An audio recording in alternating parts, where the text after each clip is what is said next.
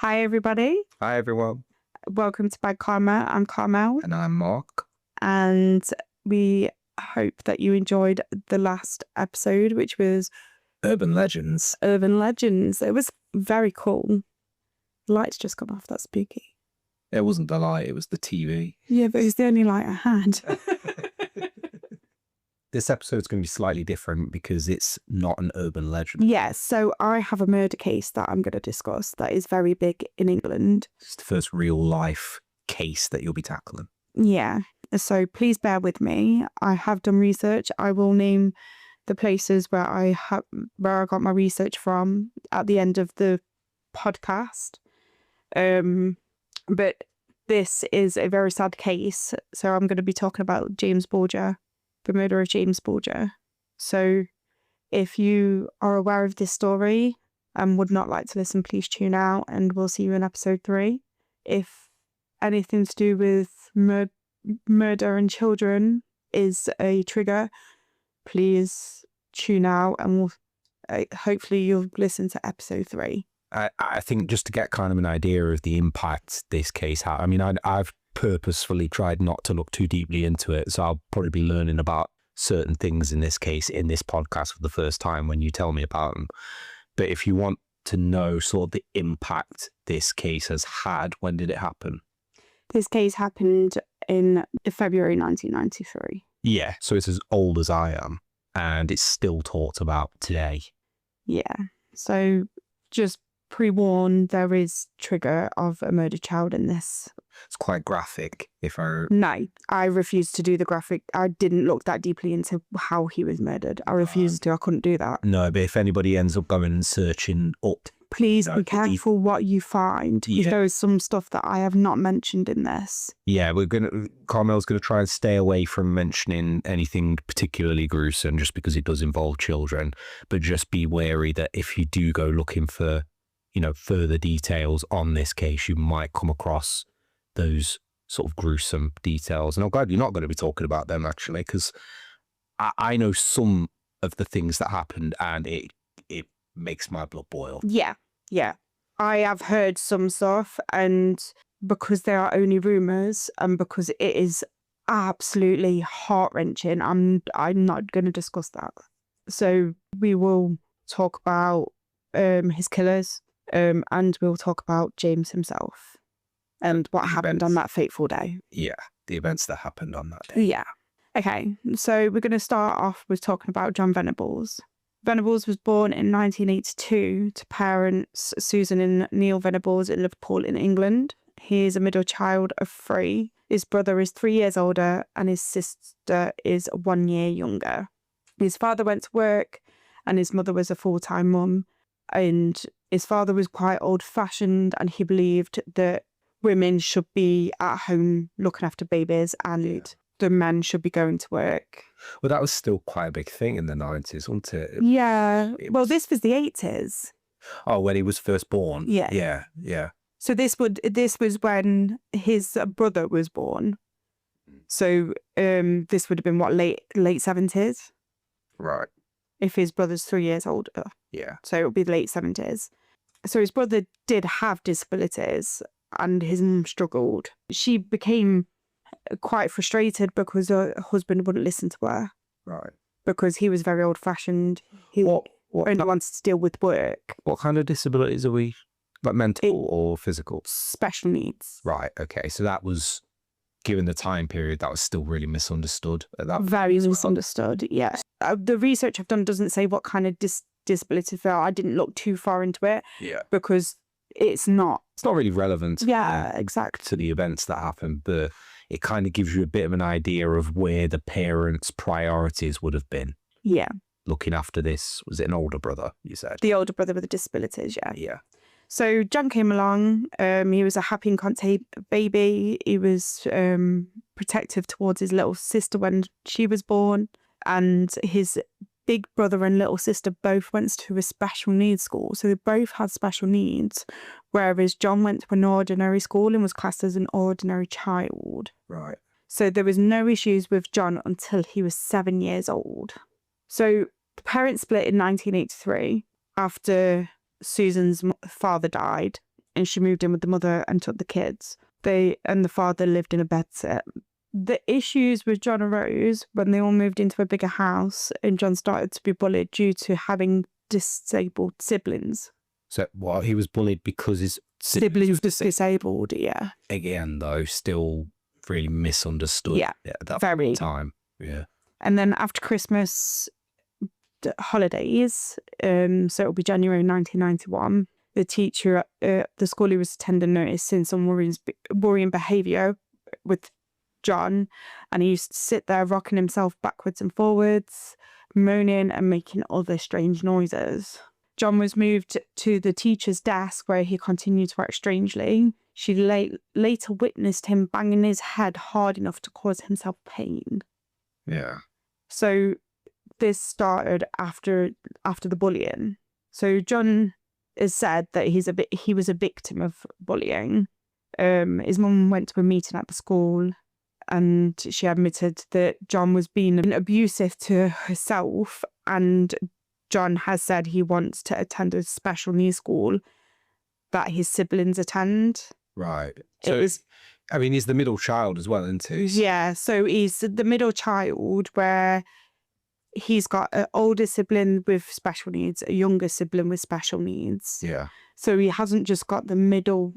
He hasn't got just middle child syndrome. Yeah. He's got two siblings that seem like they're having a bit of an easier life because they're not being bullied at school. Well, it's not easy, but the fact is that most of the attention is going to need to be on them naturally because of the special needs. So from a child's perspective, it's it might be looked at as, well, these guys are getting preferential treatment compared to me. They're in a school where they're not bullied, they're looked after. Mum's paid a lot of attention to them, helping them out and stuff. And I'm just kind of, stuck in the normal school where I'm bullied, no support. But bullied because of his siblings that have special needs. Yeah. But he's also witnessing, from what I've read, he's also witnessing his siblings coming back from school happy because they're not being bullied, because they're surrounded by children with special needs. They're like them, yeah. So it's a hard one. So you said that they didn't notice any kind of issues with John until he was 7. Yeah. When you say issues, is that the things that you've mentioned, or is it the things he might have special needs too? No, the things that are mentioned, that's it. Oh, okay. He started throwing things around in class. The school had mentioned about cutting himself in clothes, generally being disruptive. He choked a child, needing 2 teachers to pull him off. Right. Cutting himself? Cutting his clothes or cutting himself? Cutting himself and clothes. Oh, okay. But they also are saying that they believe the strange behaviour is down to John imitating his brother's behaviour. Oh, okay. To get into the school. John was then moved to St Mary's Church School.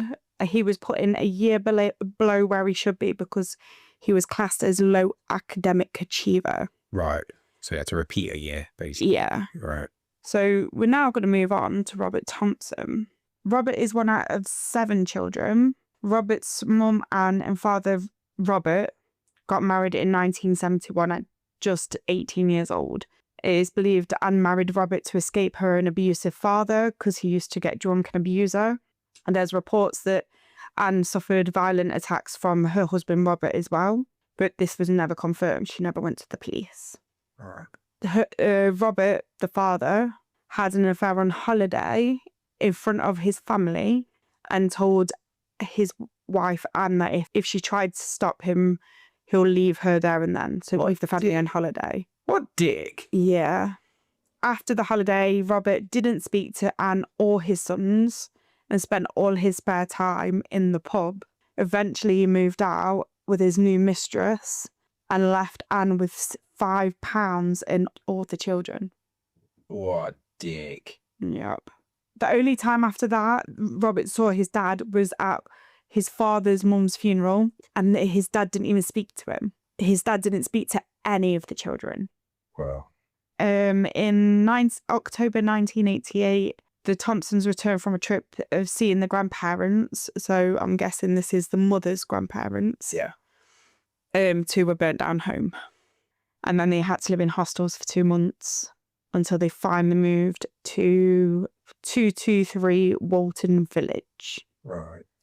So his mum started drinking very heavily. You blame her though, really? All 7 boys had to fend for themselves. Oh, okay, no, that's not on. They were visited on occasion by social services, but not much is known about that, as she actually kept all the kids. Yeah, I was going to say, right, it's one thing to be visited by them. Did they actually fucking do anything? It doesn't sound like it. Right. Okay. So the older boys in the family started bullying the younger boys, and it trickled down. Did you say she had 5 boys? 7. 7? No girls? Not yet, no. Right. Jesus, how the fuck can you deal with all that? She didn't deal with any of them. From the sounds of it, she let them run ragged. No, even, I mean, we've only got 2 boys and... They're hard work. They are hard work. Oh, I imagine having, was it 7 of them? What are the age range for them? It doesn't say. Right, because I'm guessing some would have been It does not say. Some will be older than him and some will be younger. Unless she's been at it like a fucking jackrabbit. Some of them must be like, mid-teens, and some are like 3 or... That's not good for anyone. So yeah, the older boys started bullying the younger boys, and then it just trickled down. The older boys would boss around the younger boys, like the middle boys, and the middle boys also. So it kind of trickled down. So it's learned behaviour. Yeah. So the boys then started to, in Liverpool, it's called sagging. What the fuck is that? To us, it's skiving. Treating. Sagging. Sagging. Sagging. That sounds like what you used to keg someone, pull their trousers down in class or something. Keg? Yeah, you'd be like, kegged, whoop, and you just grab their trousers and just yank them down while they're doing a presentation or something. Never heard that either. Away from this, you fucking damn. Okay. Some was because they wanted to actually skive. The others was because they was bullied into it by the older brothers. Right. How the fuck does that work? You go to school, mother nerd. You've got a future. So the boys lived up to a reputation that they had started to earn in their neighbourhood. The brother that Robert looked up to started getting arrested for stealing. His mother's attempts to stop him was to burn all his clothes apart from his school uniform.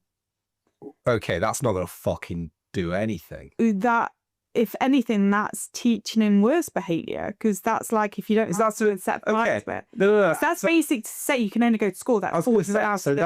So that is basically like you're going to feel like a twat walking around town in your school uniform on a Saturday or something. It will stop him from going out, wouldn't it? Yeah, it will stop you from going out. But it wouldn't, because if you're a teenager and you don't give a shit, you're still going to do it. Well, yeah, but nobody likes wearing school uniforms, even at school, if you can get out. Yeah, that's true, yeah. So I guess in a way she's trying to make it so the only social thing they could do would be to go to school. Well, it didn't stop him, and he ended up in voluntary care, putting a knife up to one of his brothers. Voluntary care, what's that? It means that his mum... gave him up, right. I thought you meant he gave himself up. No, voluntary care is where the parent puts the child into care. That's what happened to me. I was put into voluntary care. Right, okay. So in 1992, Anne had another baby, and another one of her older children went into care. Both boys in care later attempted to take their own lives with pills. Right. They were a little messed up, bless them. Robert started stealing and was called a tearaway, but not a bad lad. Right. Is he the one that put a knife up to someone? No, it's his brother that he looked up to put the knife up to it. Okay, this is the trouble where there's so many fucking kids. Yeah. I'm going to forget who's who. We don't talk about him for much longer, don't worry. Okay. One of his brothers said that he was scared of his own shadow and only acted big. So people are saying he was a tearaway, but it wasn't a bad lad. Yeah. And then his brothers are like, oh, he was so scared of his own shadow. So they're saying that this kid was not a bad kid. He was a good kid. I'll ask for your opinion later on. Yeah, I was going to say, good compared to what? Because I suppose if you're in a house full of dickheads and there's one that's a bit less of a dickhead, then yeah, you will look at them and go, oh, he's the good one. Well, let's see how this story goes.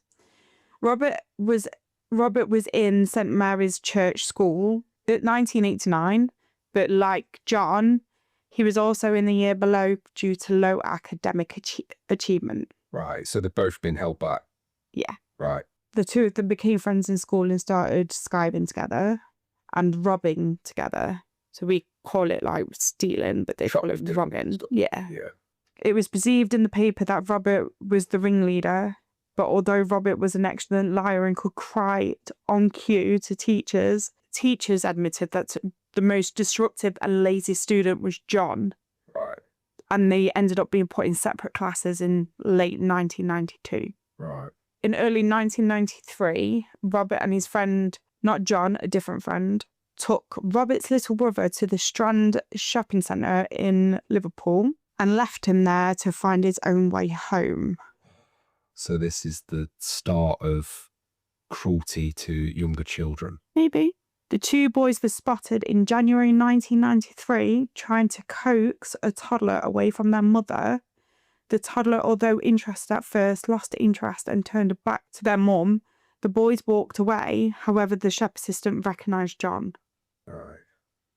I don't understand this. How do two people, right, even as a child, get together and decide that that's how they're going to spend their day? You know what we're going to do? We're going to try and coax a toddler away from their parent. Or how do you decide, actually, you know what we're going to do? We're going to get my younger brother, take him to the shopping centre and then just leave him there. I would be embarrassed to bring that up as a fucking suggestion to any of my friends. Yeah. Right. And then also the company that you're sharing, even if you did suggest that, wouldn't you expect them to say, that sounds fucking stupid. No, let's not do that. Yeah. It's kind of like how, I mean, I know you'll go more into it later, but you know, where you get like couple serial killers, it's like, how do you find out that the other person is into that shit as well? Yeah. Because, you know, is it a spur of the moment thing where you just out one day and you think, you know, should we just kill that guy? Yeah, good suggestion. You think one of you would be like, fuck no. You'd think, you'd hope, but no, there's too many of them not to. On the 12th of February 1993, the boys were spotted at about 12:30 p.m. in the Strand shopping centre, attempting to play a game with a toddler. Luckily, the mother was watching what was happening, and one of them told the boy to go back to his mum. One of the boys smiled at the mother, like nothing was wrong. Okay. The woman was tempted to report this, but sadly didn't. Right. Well, I mean, it's hard to know if, without being there and seeing the expression. Yeah, you can't know what's going on, can you? Yeah. Yeah, but it's, I mean, I know what happens later, so. Let's move on to James Bulger. Yeah. James's mum, Denise, and dad, Ralph, both came from large families. Denise was the second youngest of 13 children. These people have a lot of kids. And Ralph was one of 6 children, and they married in September 1989 on Denise's 22nd birthday.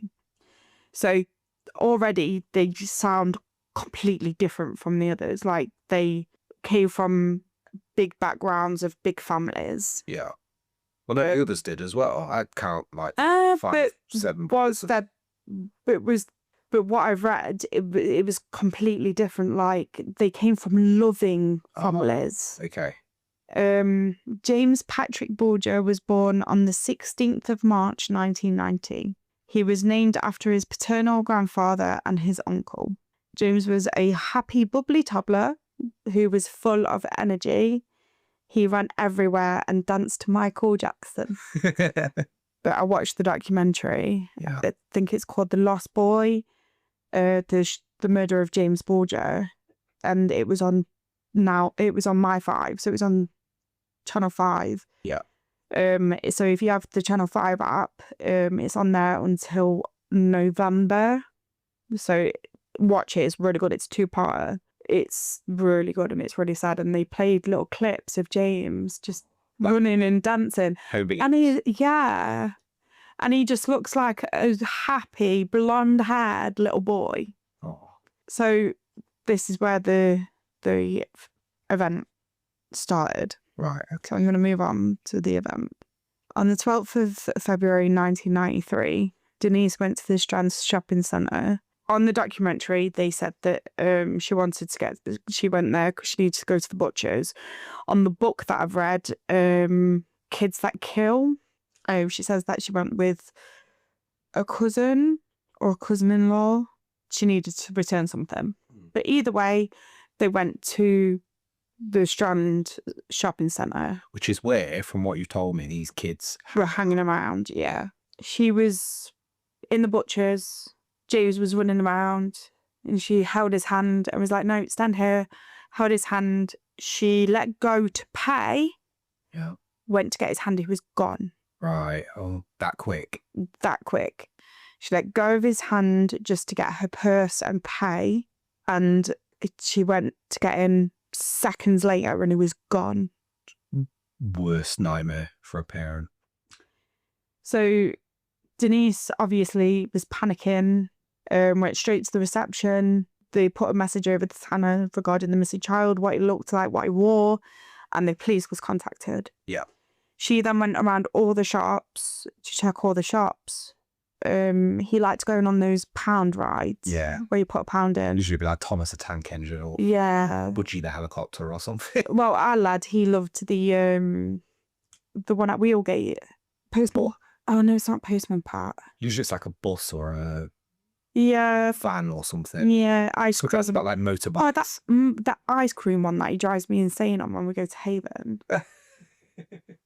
But so yeah, all as we've just proved, all toddlers love these, and he was a toddler. You've got to remember, he was 2. He wasn't even 3 yet. It was a month off his 3rd birthday. He was 2 years old. So, I mean, you might touch on this later. Did he walk off? Well, we'll talk about it. Right. We're gonna find all of this out. Don't you worry. Right. So she checked everywhere, and she couldn't find him. The police arrived 40 minutes after they were called. 40 minutes after a child was called missing. Yeah. And they blame this on the fact that they get a lot of phone calls from the Strand to say that kids have gone missing. And then by the time they filed a report, they've been found. On this occasion, that wasn't the case. Right. Did they have like more security or something? They had security cameras. No, I'm on about security guards. Probably not back in the 90s, early 90s. I can't remember seeing him when I was a kid. I don't know. I mean, we've definitely got them now. But I never saw him in Broadmoor. But I wonder if I think we've got them because of how much has happened. Yeah. You think about it. Where we live, we have a lot of crime in the town centre. Yeah. We need security. Yeah. So yeah, back then, it wasn't heard of to have security everywhere. Like McDonald's. Yeah, but They have security in the day now. McDonald's having security guards is mental to me. Like, But they have to. how angry must people get over cheeseburgers? They're very angry, apparently. I don't get it. Makes no sense. So after about an hour, a message was sent to all taxi drivers, bus drivers, traffic patrol cars.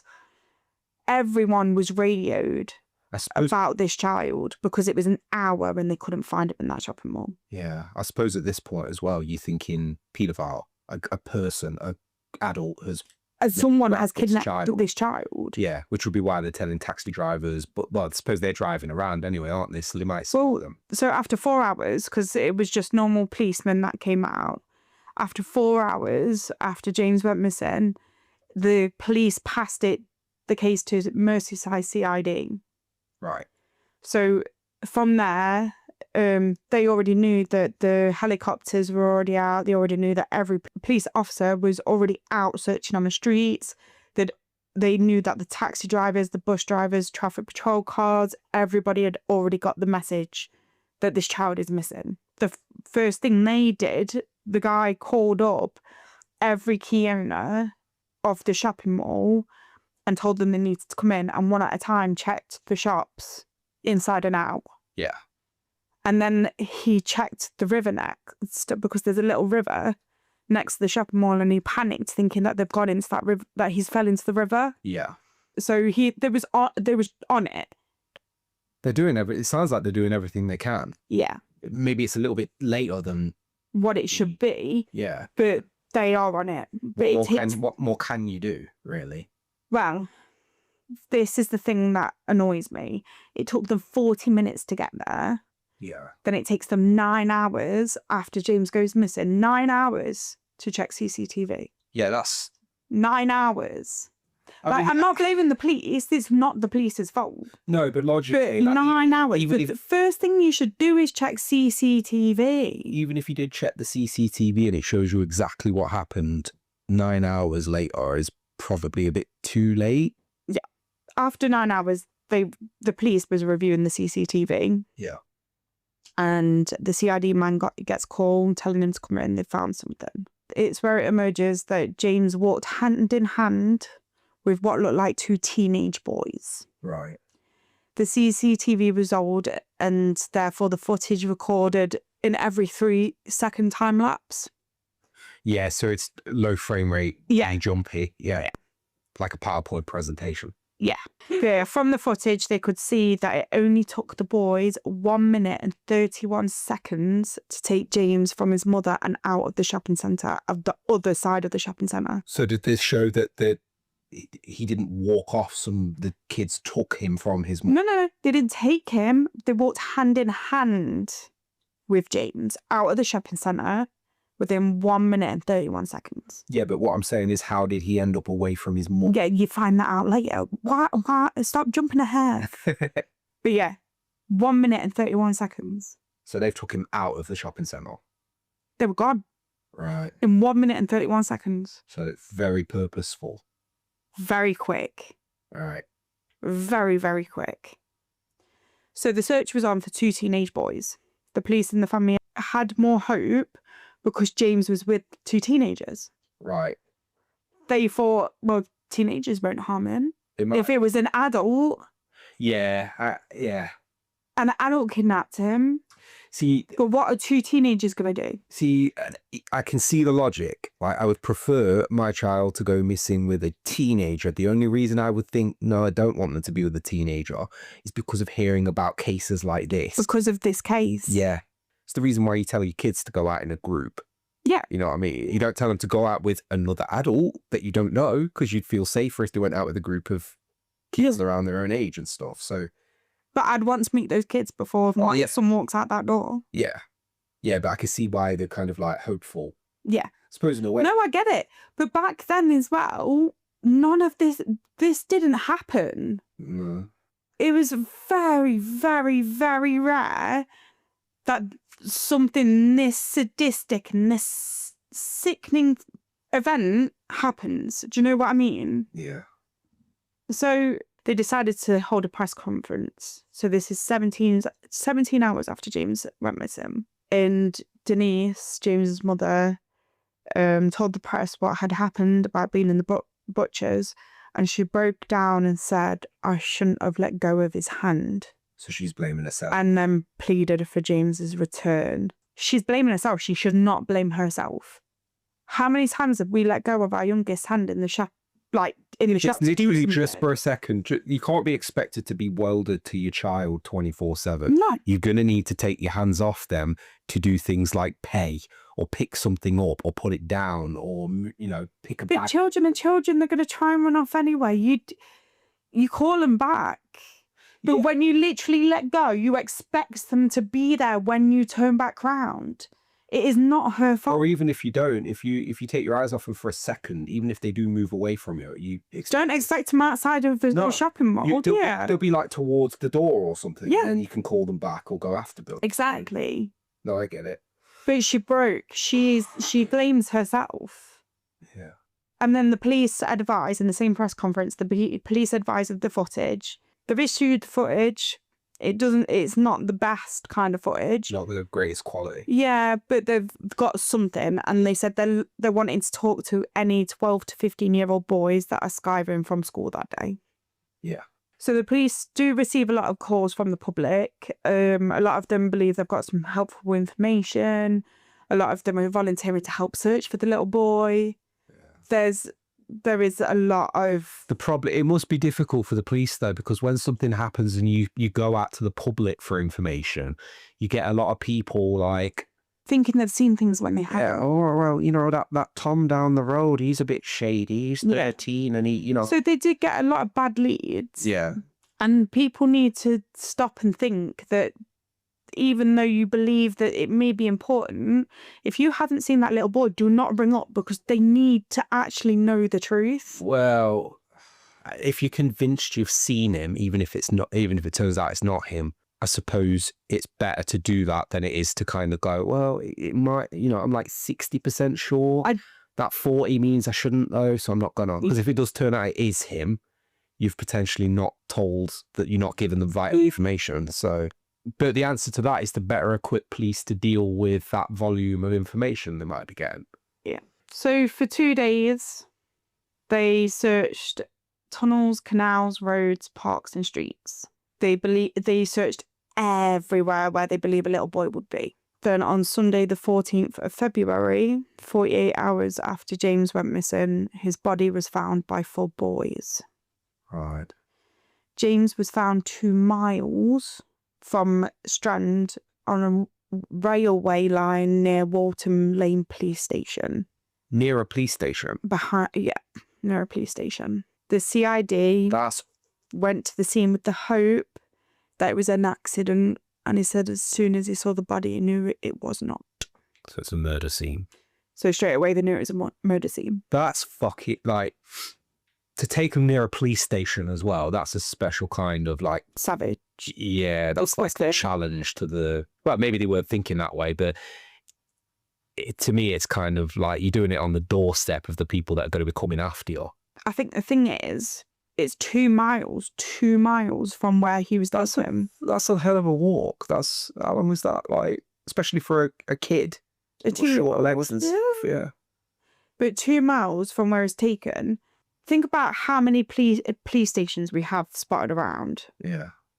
That police station isn't the police station that the call would have come from.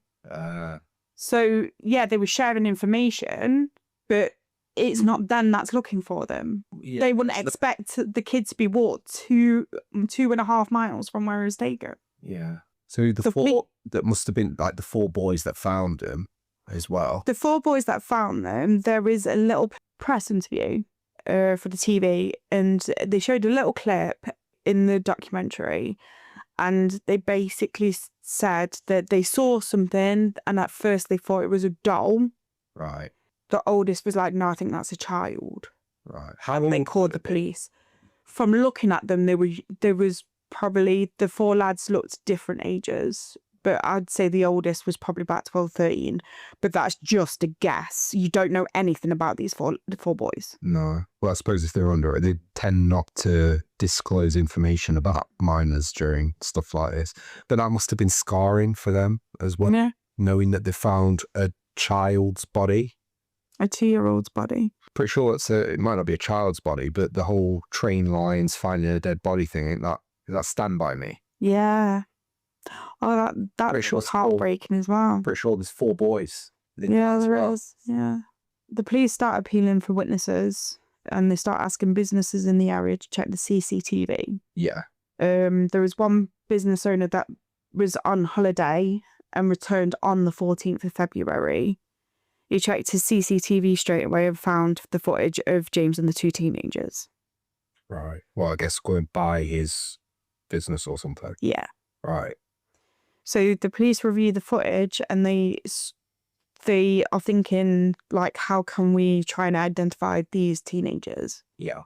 And then they see a wall across the street, and the wall that they walked past, and then they realised that these kids were younger than a teenager.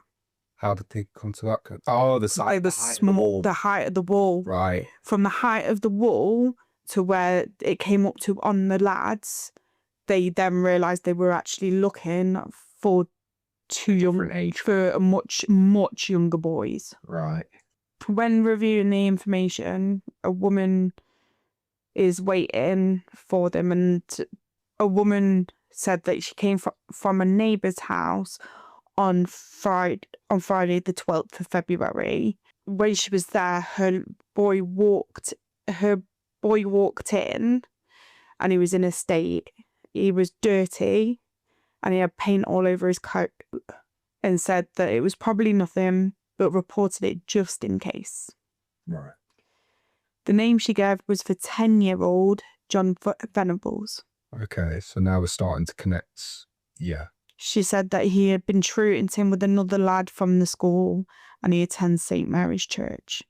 The police contact the school. The school advised he hadn't been attending there for long, so can't say much about him.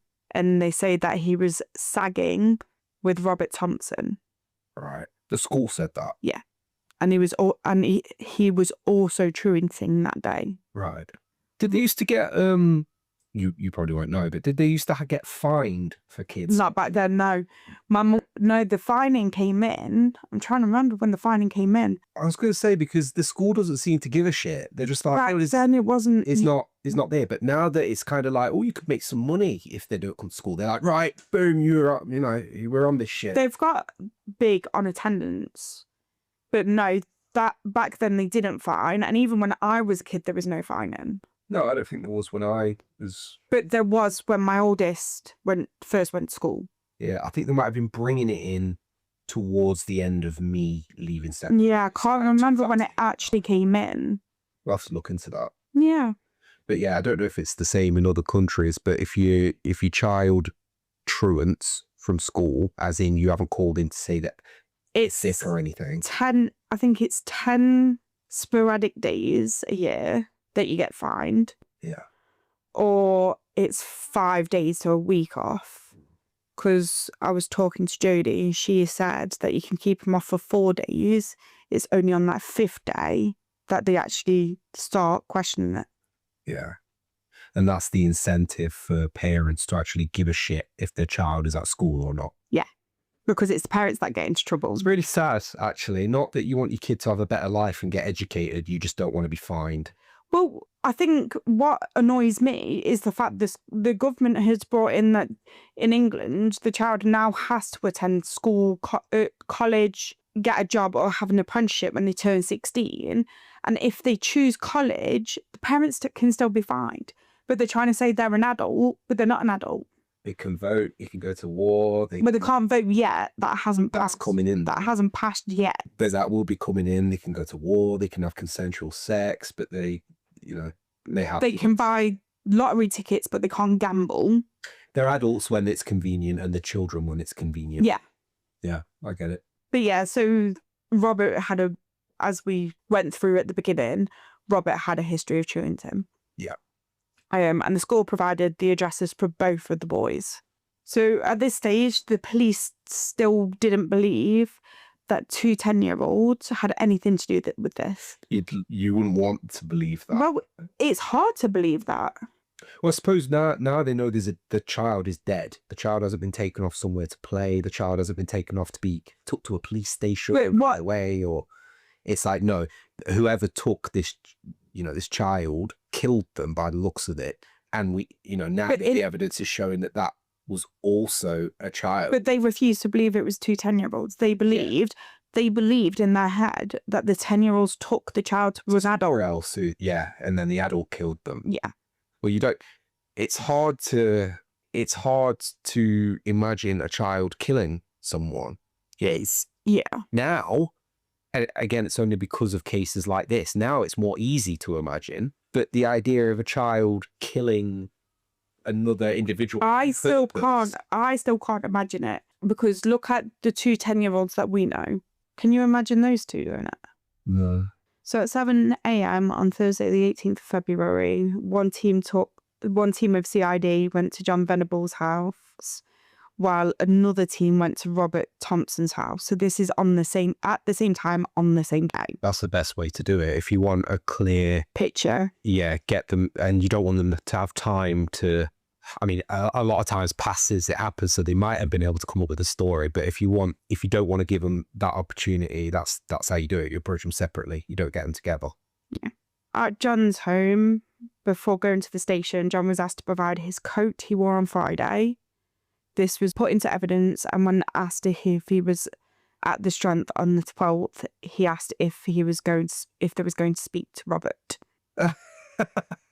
Wait, what? So they asked him, were you at the shopping mall on this date at this time? And he said, are you going to talk to... I think he said no, and then was like, are you going to speak to Robert? So he's trying to get an idea of if Robert's going to say, yeah, we were there, Yeah. but we didn't do the... And this is why they did it at the same time, so they couldn't contact each other. At Robert's house... That's pretty... Right. This is how you could tell kids they don't think too far ahead, because you would think, right? But about this story straight. Well, something you wouldn't have to go into nitty gritty. I expect them to not get the nitty gritty detail correct of who did what to this child and where it happened specifically and all that stuff. But coming up with where you were at that time seems pretty basic. You know what I mean? Yeah. So to kind of be like, oh, we didn't come up with what we were doing at that point or where we were. That just kind of shows you how little kids actually think ahead. Yeah.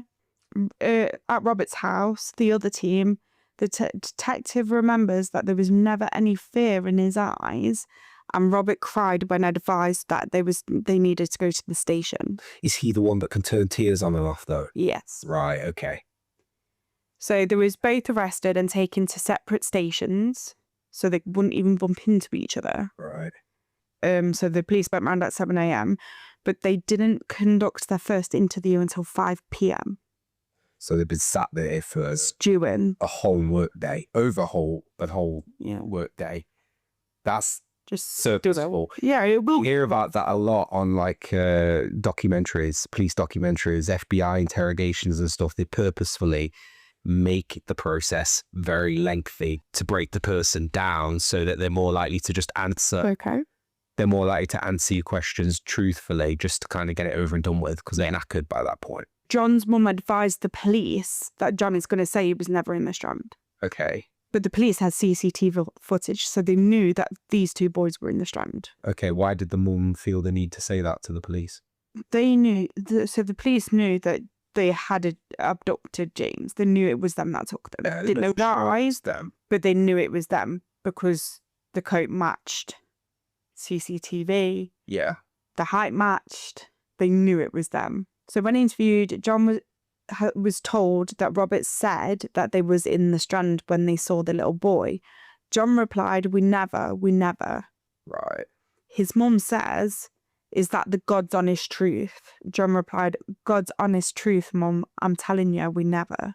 Right, okay. So the both boys continued to deny any involvement, and the detective then had a call from a shop owner saying the two boys had their hands all over the windows, and they actually went down, used a forensic kit through the whole window pane, and pulled off the fingerprints.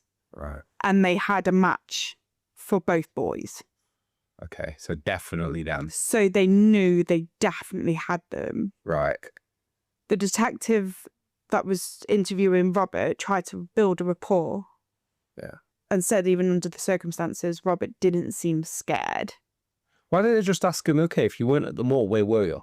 So Robert admitted he was in the Strand and he saw James with his mum. So the question then is, why did you lie about being there? Robert hasn't lied. Well, they were denying it, but he's not fully lied yet. Right. Then said John told James to come here and grabbed his hand. Walked him out the shopping centre through Marks and Spencer's. Said that he wasn't a part of it, that he was ahead of John and James. So he's trying to distance himself from what's happened. Yeah. Then Robert cries, saying he's going to get the blame for everything, and that he told John to take him back. He then switches the questions to the police and mixes their words up. What? Like, you told me I said that. And the police are like, no, we didn't. So he then starts manipulating the police. Right. In one interview, Robert said, you're trying to say I killed him, but I didn't kill him, and then cried. Okay. So the detective said in the Channel 5 Lost Boy, The Killing of James Bulger, and that's the documentary that I watched. Yeah. Robert was very street smart and pretended to cry. He used this to his advantage because every time he cried, he was given a can of pop and chocolate. He said that he was pretending because he never once saw an actual tear. Oh, so he was doing the whole like, my voice goes really high and... But there's no actual... Yeah. Is this the one that's supposed to be able to cry on cue? Yeah. Doesn't sound like he can cry on cue. It sounds like he just makes his voice all whiny. Yeah. Like someone pretending or taking the mick out of someone who is crying.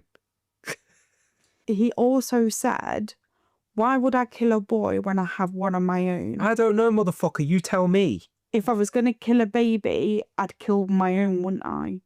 I don't know. Probably not, in all honesty. If I was to kill someone's child, if I was to kill a child, you forced me, gun to my head, told me you have to kill a child, probably going to choose one that isn't mine, actually, you know? Yeah. So he then was being asked if James spoke to him. Right. And he was saying, yeah, he could speak. And he said, what was he saying? He says, well, he was crying and said really eerily. And they played the tape as well. I'll see if I could find the tape to show you. He imitated James and said, I want my mum. And the way he said it was very disturbing. Right. But I want to hear that. Sounds creepy. It's disgusting. The way that he said it was absolutely fucking. Well, why would you change your voice as well to imitate them? Because that's almost like taking the piss out of. Like, if I was to be like, yeah, there was a kid, I was giving him a wedgie and everything. He was like, oh no, leave me alone. It's like you're taking the piss out of this person. Yeah. Little shit. By the third interview, John was still denying that they was even there, and he started crying hysterically. His mum got angry and asked if he was at the Strand. So his mum's angry at him? Yeah. Police advised her that she needed to calm down and not get angry, because then he's not going to open up. I get it. Good on the mum getting fucking angry at the child rather than going, oh, you're obviously distressing him. But this calm down. Robert had you're distressing him, because he had a social worker there. Yeah. And he had a solicitor there, and they was feeling sorry for him because of the crying. Well, and then you've got John, who the mother are going, you best tell the truth. You might not. No, it might be a social worker's responsibility would be to de-escalate and help the child that is still here in the. No, they actually believed he didn't do anything. I'll get to that. Right. But they actually believed he didn't do anything. Okay. His mum got angry. They told her, don't get angry. We need to get the truth out of him. You need to calm down. Yeah. I think they then left the room and let John calm down. And then when they came back into the room, they turned the recorder, and then there was like, he called us back into the room. You said something. Can you just repeat on tape what you said? And he said that they did take James, but it wasn't his idea to kill him. It was Robert's idea to kill him. Right. And didn't Robert the one that said this is all going to get pinned on me? Yeah. Right. Okay. But then after a short break, John admitted he killed James. So he was right. Robert was right. It was all going to get pinned on him. No, because John admitted that. Yeah, I get it. But to begin with, it was like he knew that John was going to go immediately. But they both his idea. But they both killed him. Oh yeah, I'm not saying they didn't, but it does affect things like sentencing and stuff like that, and how much trouble you get in if you just followed along, or if it was your idea and you did it.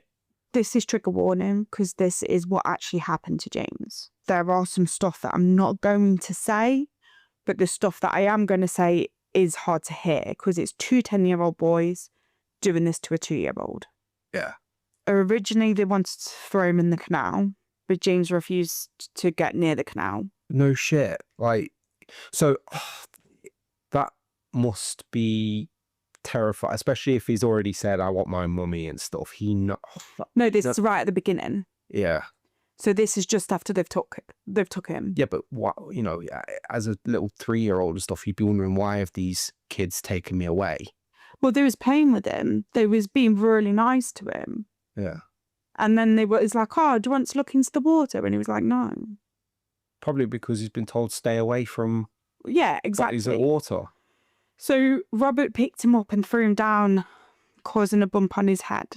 And I think he cut his head open. Is this by the river? Yeah. So this is outside the Strand. Right. They then walk through the town, walking to the rail tracks. And then on the rail tracks, they started throwing bricks at him. John said, I only hit him a few times because Robert told me to, but it said that he never hit him hard. Oh, that makes it all right then. John said that Robert tried to get in to throw bricks, but he refused to. Robert tried to get John to throw bricks. Yeah. James suffered 42 separate injuries. Cause of death was multiple head-in-head injuries. It's just the bricks that done that all. The injuries showed the intention was only to kill. So after they killed James, they weighed him down onto the tracks, and they was hoping that James would be hit by a train. That could be... Trigger warning, James's body was cut in half by the train. So did the train... He was already dead. No, I get that, but did the train people not go, oh, there's something on the tracks that we've just cut through? They would have thought it was... They wouldn't have known it was a child. It could have been anything. They said... Do you think they watched that happen? No, they were gone. Because they were gone. They weighed him down and left. Because what I'm thinking of is that's either this will make it look like a train's just hit him and that's killed him, which clearly all the other stuff they've done to him is inconsistent with getting hit by a train, or it's some kind of sick, like, I've never seen a body get cut in half. Let's see. That's why I asked. No, he said already left. They weighed him down and left. So that says to me they were hoping that it would look like he'd just been killed by a train. So there were reports that paint was thrown in his eyes. Paint? That's why there was paint on his coat. Where'd they get that from? Everyone throws everything down, rail tracks and things they don't use. So they threw the paint in his eyes? And they said, so there are rumours that reports that they threw paint in his eyes. There are reports of something else as well, but I'm not going to say that. And there are rumours that something else happened to James. And I am not going to go into that because that's just even more heartbreaking. All right. But I'll tell you after. Yeah. Robert's trainers was removed without untying his laces. They was taken away for scientific testing, where the shoes was pressed onto a doll's face to cause an imprint. Yeah. And showed that the impression on James's face from the lace holes of the shoes were the same. So they kicked him in the head? No. Pressed his foot on his head. So stood on his head? Pressed his foot on his head. Why? This was the final thing, the only thing, and what finally convinced Robert's solicitor he was guilty was that one piece of evidence. A shoe imprint? Mm-hmm. Not the CCTV, not them saying that we were there, we had his hand and everything. We threw bricks at him. No, he believed that, but Robert was denying anything. He was blaming John for everything. Right. But John said it was both of us. It was more Robert, but I did participate. Right. And it was the imprint of Robert's shoe on the face that finally convinced Robert's solicitor that he was actually guilty. So Robert's solicitor thought that it was all true. He was innocent, yeah. He thought he was innocent. So the boys blamed each other. Which criminals tend to do. Yeah. That's not surprising. Robert stated that it was John who threw the brick in his face twice. John said that it was Robert who kept telling James to stay down, but he wouldn't.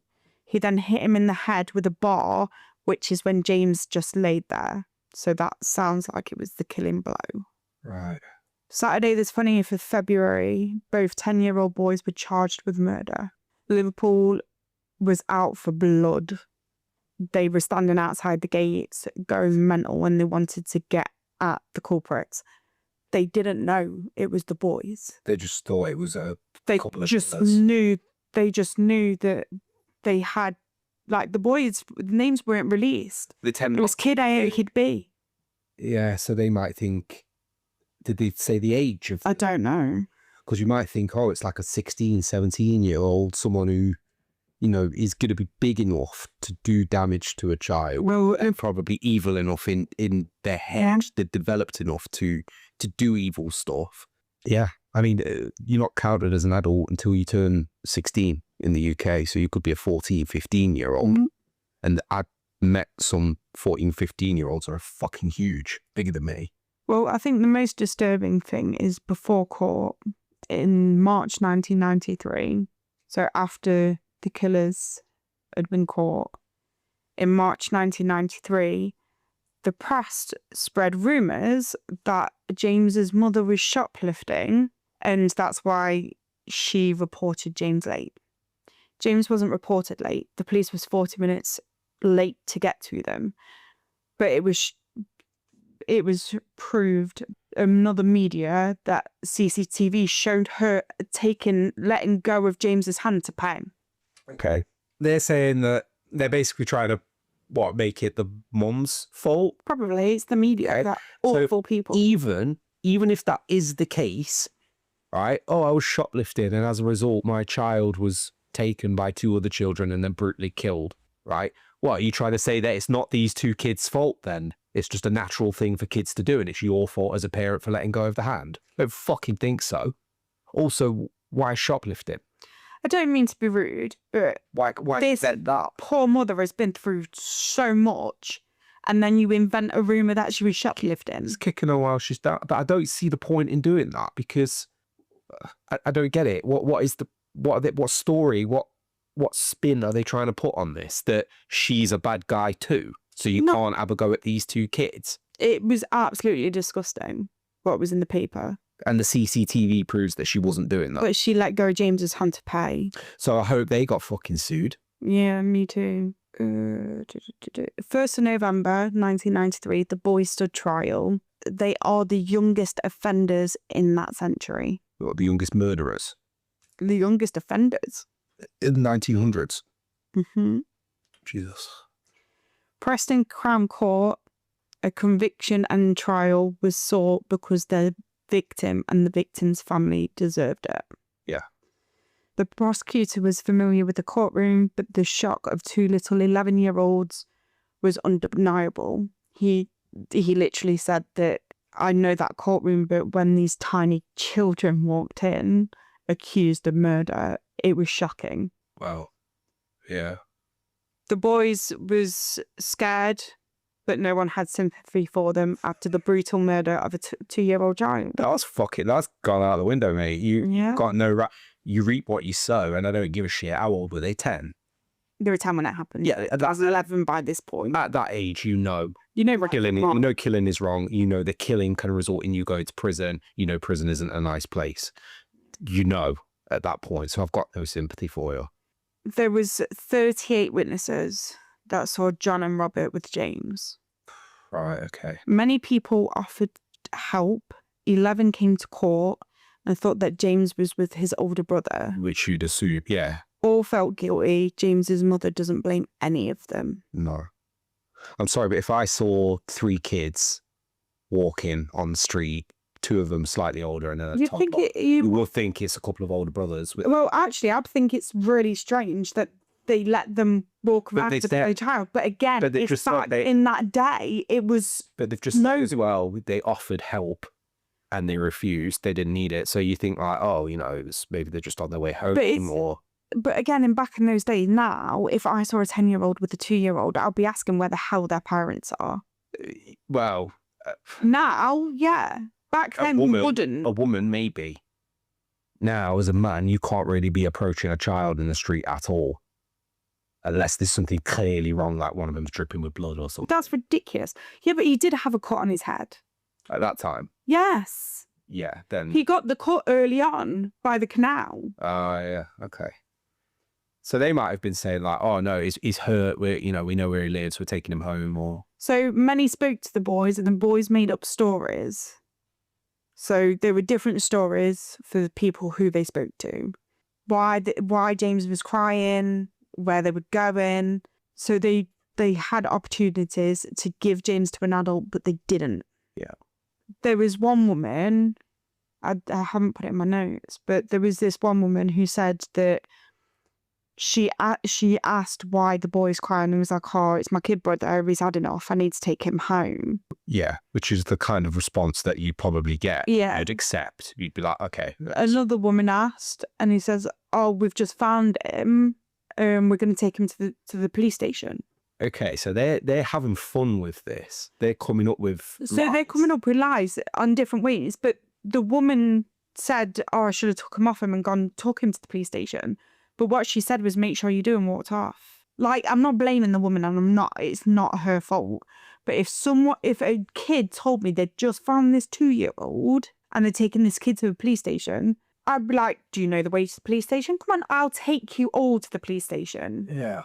I would not leave the 2-year-old with a strange kid. No, you wouldn't. It's not a child's responsibility to report something. No, to police. it's not. But if an adult is, that's what safeguarding is. If a child tells you that something has happened as an adult, you're supposed to do something to help. Yep. So, yeah, there was a lot of failings, but again, it is nobody's fault. Nobody knew what these 10-year-olds could do to this child. Yeah. The detectives believed that due to this, the boy's intention was always to kill James. They brought James 3 miles before taking him to the rail tracks. Right. Denise James's mum didn't attend any of the trial, but she was there for the verdict. And she said that she couldn't believe they were standing there laughing. She believed that if they wasn't caught, they would have killed another child. Yeah. Well, this is the thing. So this is at the verdict. At the verdict, they stood there laughing. See, this is the thing, because I mentioned earlier, like how even if you are like a killer couple, or in this case, like just 2 mates who have bonded over killing, how do you find out that the other person is into that shit as well? But this isn't a killer couple though. The killer couples, they're like mature. So were they shitting? These were kids. These were 10-year-old children. Please tell me though that they were laughing in the lead up to the verdict and not when the verdict was delivered. In the lead up to the verdict. Okay, they thought they were going to get away with it. Yeah, they did. Fuck them. So the trial took 4 weeks to conclude. The judge looked stressed. The foreman was asked if they reached a verdict. For John Venables and Robert Thompson was guilty. Yeah, good. This is when the boys showed emotion for themselves and the fact they were caught and that people didn't believe their lies. Yeah. This is what I mean. They were fully convinced that they'd got away with murder. They were having fun with this, because the point earlier where they were coming up with different stories as to why they've got this kid, you'd come up with one, wouldn't you? And you would just use that story again and again and again. They were coming up with, I suppose it's a thrill of, I'm going to tell that person that he's my little brother. I'm going to tell that one we found him. I'm going to tell that one that he's approached us. I'm going to tell that one that he's, we're taking him to hospital or something like that. And they thought they were going to get away with it, probably because they're kids. Yep. After they was found guilty, the judge released their names. To the public? To the public. Okay. The judge believed the world should know their names. Robert Thompson was A, but John Venables was B. Right. The judge told the boys that they will spend many, many years in prison. Right, let's go through what actually happened. And this pisses me off. The many, many years in prison was only 8 years. That meant they'll come out at 19. So they've still got their entire adult life ahead of them. The Lord Chief Justice said they are still... like 10 years. They're still young enough to go to fucking college and get their diploma and then go to university and get a degree and live a normal adult life. Yeah, it gets worse. So they wasn't happy with that. So they went to the Lord Chief Justice and he was like, not happy. Yeah. So they appealed it and the Lord Chief Justice said 10 years. Uh-oh. They then appealed again and it was now up to the Home Secretary. Yeah. So this is escalated as fuck. Yeah. Yeah. He looked at the file, took the word as an evil act. Yeah. No shit. And he believed 15 years was the right sentence. I still disagree, but... Yeah, but in England, 15 to 20 years is the max you can get. And at that point, I think 15 years was the max you could get. Okay. But thinking about, I suppose maybe it's because they're so young, but thinking about it, they would still be 25. They are still young enough to live. I don't think they should have ever been released. Okay. The boys appealed. Right. And they won. Oh, for fuck's sake. And the sentence was put down to 7 years. What was the appeal based on? Does it say? Their appeal was based on that they should never have let the victim's parents appeal and get signatures when they're too involved in the case. And they won that appeal. Sorry, what? So no, this is bullshit, because what they're saying is the people that are most affected by this aren't allowed to be affected by this. Yeah. That's Fucking ridiculous. That's fucking... It's absolutely disgusting. It is. And I'm guessing a solicitor or someone would have needed to put that appeal together.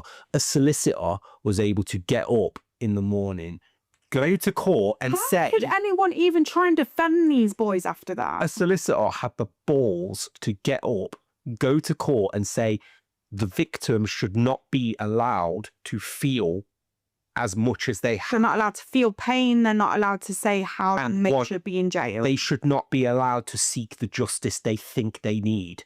That's stupid. And they won 7 years, 8 months. So somebody actually listened to that as well and went, you know what? Yeah. Yeah. The worst thing about this is they never actually spent time in the young offenders or a prison. So where were they held for the arrest though?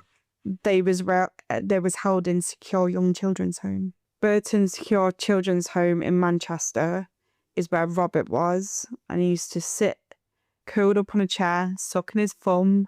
The staff needed to talk to psychiatrists to be able to take care of Robert. So the staff needed mental help to be able to provide the care that Robert needed. So I'm just looking at, where was it? Burton's Secure Children's Home. Yeah, it's just a children's home. It literally looks like a playground. They're just not allowed out in the general population. It looks fucking nice. I'm looking at it now. I'm looking at what he would have had as a bedroom now. I've seen worse hotel rooms. Yeah. And apparently they eventually rehabilitated him to society. How do you make that judgment though? Red Bank Secure Children's Home, Merseyside, is where John was. And John appeared to have more complex needs, may have had learning difficulties, and may have experienced abuse. John looked more disturbed when he was having a laugh with a member of staff once, and the staff told John he couldn't fight the skin off rice pudding, and John's response was, "Oh yeah, bring in your baby in, and we'll see who I can fight." Okay, that's bring in your baby, and you'll see who I can fight. That's disturbing. But also, bring in the weakest, most vulnerable thing you can think of, and I'll show you how much of a big bolloped man I am. I don't fucking think so. What pussy. It was absolutely disgusting. What fucking pussy. Like, we've all been 10 at some point. Was he still 10 at this point when this was said? No, it was probably about 12, 13, I'm not sure. 12, 13. If he'd have had the fucking balls to say some shit like me, I'd have given him a fucking wedgie. Right, I just gave him a fucking swirly, probably called his mum a few names and then thrown him down the fucking stairs. What a prick. I think he deserves a lot more than that. Well, that's the typical shit a 12 or 13-year-old would do to another 12 or 13-year-old. That would be enough for him to be lying on the fucking chair, sucking his thumb and bawling his eyes out and asking for bars of chocolate or whatever he was doing. So in 2001, they was both released on life license. 2001? Yeah. So that's 7 years in, isn't it? 24 years ago. Yeah, but that's like 7 or 8 years into the sentence. 7 years and 8 months. All right. So they'd have been 18. Yep. Well, 19. 19, yeah. So again, still... Because they got sent down at 11, didn't they? Yeah, so still early enough to live a normal life, an adult life. Having not missed anything, really. So, having missed all the boring parts of growing up, like having to go to school and stuff, and instead being able to jump straight to the cool bits where you can make money and, study the thing that you're actually interested in. And they were granted new identities and lifelong immunity. Did they say why? No? Nobody knows what they look like, and as they will only be photos of them as tennis kids. Yeah. So nobody knows what these people look like. And that is absolutely disgusting. They've got life license, which means as soon as they do something wrong, they end up back in jail. And this was said in the documentary, Denise was worried and she was fuming that her and her family couldn't know what these people looked like because she had nieces at that age going into town drinking. She didn't want one of them to end up with one Well, she'll never know, will she? Well, nobody would if they'd been She will never it? know. Immunity. What's They've got new identities and lifelong immunity immunity from what? from people knowing who they actually are. Nobody will actually know who they are, ever. I'm pretty sure there was photos that people believed was John Venables, and I'll explain that in a minute. Don't know if the photos were real, but I can remember this being a massive thing years ago. So they both got out, they both got released. We've never heard anything about Robert Thompson. Right. Like, wasn't there something about he's just adjusted to society? Yeah, he's adjusted, he's disappeared. He's obviously fitting in wherever he's at. He's obviously created a life for himself that he does not deserve. He doesn't. So nobody knows what they look like, but also nobody knows what James Bulger looks like either. That's because he didn't have the fucking opportunity to grow up. Yep. So let's talk about John. Okay. John's been in and out of prison since his first stint. Right. What stuff has he been doing? At the age of 27 in 2010, he was sent to prison for 2 years, only 2 years, for making 57 indecent photographs of children and distributing 7 indecent images of children. Okay. So he got 2 years for being a paedophile, basically. So making the images, that means that he took the photographs. So how the That's what I'm guessing. Yeah, that's what I assume from that. That's how what the I fuck has he got access to children? Because nobody knows his identity. Okay, so there's your big problem. Yeah, there is a big problem. That should then be the thing of, okay, let's never make this mistake again by giving people immunity and a new identity and that, so that, you know, if they were to need a DBS check to do something, that this isn't going to flag up. Yep. Oh, for fuck's sake. He was then arrested in 2017 and was sent down for 3 years and 4 months after pleading guilty to downloading over 1,000 child sexual abuse images online. This motherfucker does not learn. Collecting child abuse online, and claimed to be a mother offering up a child for them to abuse. That's right. Okay. Hang on. So they've been released from this secure children's home a few years back. And they've never set foot in a prison or a youth offenders. They should have gone straight to a youth offenders. They should never have set foot in a secure children's home. They do not deserve that. But they've been released presumably because they've said they're now fit to reintegrate into society. Okay. Who made that decision? Because clearly it was wrong. Because one of the ones that you've deemed fit to go back into society has become a paedophile. Yep. Which I thought was something that you could pick up on as a psychiatrist. The fact is, how has this not been picked up, right? How have they not even, you know, when he's been released and they've gone, oh, but, you know, he's back into society. It might be squeaky. He went to prison. As soon as he gets he went to prison for 2 years for 57 indecent photographs of children, and they still let him out after murdering a child. So that should have made you think, hang on a minute, this is a lot more serious than what we actually thought. This man is very, very, very disturbed and an absolute psychopath. I'm interested to know how the fuck he has had the ability to create his own indecent images, because that suggests that he is around children. Yeah. How the fuck has he ended up in a position? Nobody knows who he is. Nobody knows who he is. And there's the danger.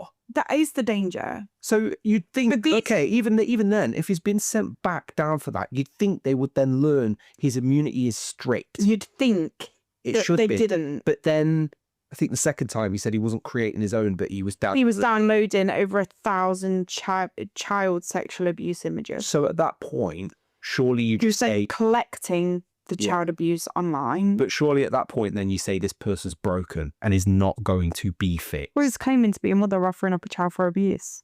Okay. In September 2020, he did go for a parole, and they have denied parole. Good. So they are starting to learn the lesson. I don't know if he's out now. It's now 2025. Too fucking late. But the thing is, we still won't know if he actually is out, because, again, he is protected. I mean, the thing is, like, there have been adults that have done similar things to what was happened to James Bulger, and they aren't given protection outside. They're protected in prison because we all know what happens to people like that in prison. But I don't think they should be protected in prison. But once they're released, they are generally just let back into the population. They don't make a big deal out of it and go, oh, look who's moving in next to you. But they don't sort of then go, here's a new identity, here's a new... I don't see any of that should be possible. I think as soon as you have abused a child or murdered a child, you should have to legally register that you are a sex offender or that you are a convicted murderer, and your neighbours should be made aware. I mean, this other guy, Robert, I know you've said, and I know he hasn't been arrested, nothing seems to have cropped that we're aware of. That we know of. But a lot of people can do it behind closed doors and never get caught. It depends how smart you are. Exactly. And if he's been given immunity and stuff, I wonder if some of that immunity includes that he won't be looked at as closely as you would. No, I think they're on life license. They have to be looked at. Right. That's why they caught John. Yeah. Wasn't there, you might be about to talk about this, but with John, didn't he like tell someone who he was? That's what I thought, because I think that's when an image circulated. No, I thought... And this might have been back in 2017 on his last arrest. Yeah, I'm pretty sure I heard a few years ago that he was bragging... Because he does come in the papers every now and then, you hear his name. Because they had to change his identity again. Yeah. To move him, because he had his new identity. And then he got drunk and told someone who he was. I'm this person. And I think they beat the crap out of him, didn't they? I don't think they did that. But I can't remember, but I can vaguely remember it being in the paper. But no, I haven't researched that much. I've just gone on what you know for sure. Yeah. Right.